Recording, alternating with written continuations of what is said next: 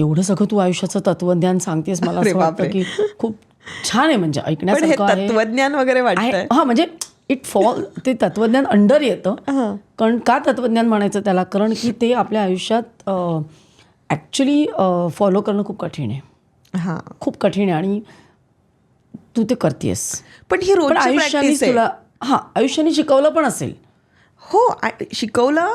आणि मला असं वाटतं की मी हे सगळं बोलते, पण हे मी रोज स्वतःला रिमाइंड करते की रोज जमेलच मला असं नाही. आपले हार्मोन्ससुद्धा आपल्या हातात नसतात बऱ्याचदा. पण मी रिमाइंड करते की आपल्याला एवढं सगळं कळतंय आता परत नको आपण मागे जायला. आपल्याला सगळं माहिती आहे. आता पण परत तेच करायचं, कंटाळा नाही काही येत.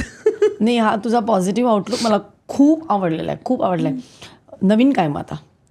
नवीन प्रोजेक्ट्समध्ये एकतर अभंग तुकाराममुळे मला असं एक छान वाटलं आहे की छान पोटेन्शियल असलेलं कॅरेक्टर मला करायला मिळालं. तर इथून पुढे मी वाट बघते की असं पोटेन्शियल असलेलं कॅरेक्टर मिळेल. पण आता माझा रणपती शिवराय चित्रपट, शिवराज अष्टकातलं हे 6वं पुष्प आहे, 6वा चित्रपट आहे. आणि याच्यामध्ये मी जहा आरा करते, नेगेटिव्ह भूमिका करते. काय पहिली निगेटिव्ह भूमिका ही? पहिली. आणि औरंगजेबाची बहीण, जिची सुरत लुटली होती आणि त्यामुळे तिचा प्रचंड राग होता छत्रपती शिवाजी महाराजांवर. आणि त्यामुळे तिची जी तगमग आहे तर ती दिसेल. उर्दू बोलायचं होतं. त्यानंतर शिकलीस तू? उर्दू शिकले मी, गुरुजींकडे शिकले, शामराव जोशींकडे.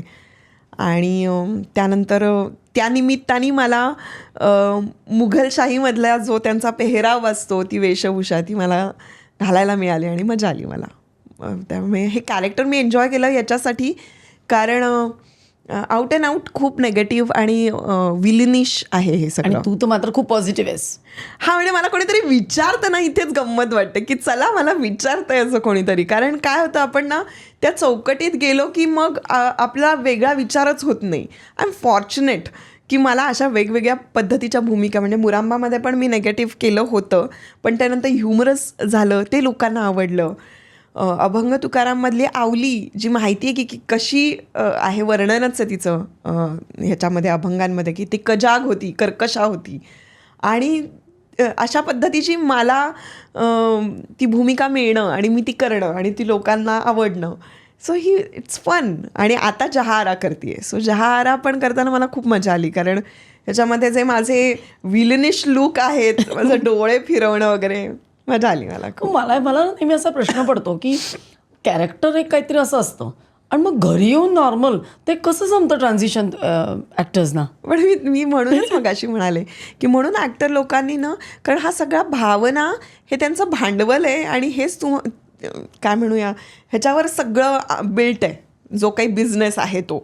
सो त्याच्या बाबतीत काळजी घेणं किंवा त्या बाबतीत आपण एक्सपेरिमेंट करत राहणं, एक्सप्लोअर करत राहणं, शोधत राहणं सतत, हे खूप महत्त्वाचं असतं. आणि हे खूप मजेशीर आहे की आपण कलाकार म्हणून मला वेगळ्या एका पात्रामध्ये जायला मिळतं, तिथे मी अनुभवते ते छान आणि मी परत येते बाहेर.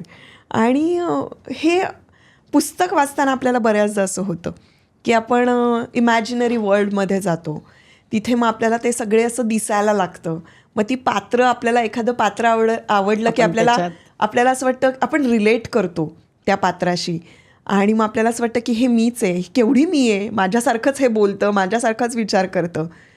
तर मला ना असं वेगवेगळ्या पात्रांमध्ये जाऊन की ती जहाआरासुद्धा तिच्या डोक्यामध्ये काय चालू असेल, निगेटिव्ह पूर्णपणे, म्हणजे हे गमतीशीर वाटतं मला खूप सायकोलॉजिकली, की आपण निगेटिव्ह लोक म्हणतो किंवा ज्यांना पॉझिटिव्ह राहताच येत नाही, असे लोक मुळात विचार काय करत असतील, असं मला खूपदा प्रश्न पडतो. नाही, लोकांना प्रश्न पडेल ही एवढी पॉझिटिव्ह कशी, किंवा त्यांना वाईसे वर्सा असं.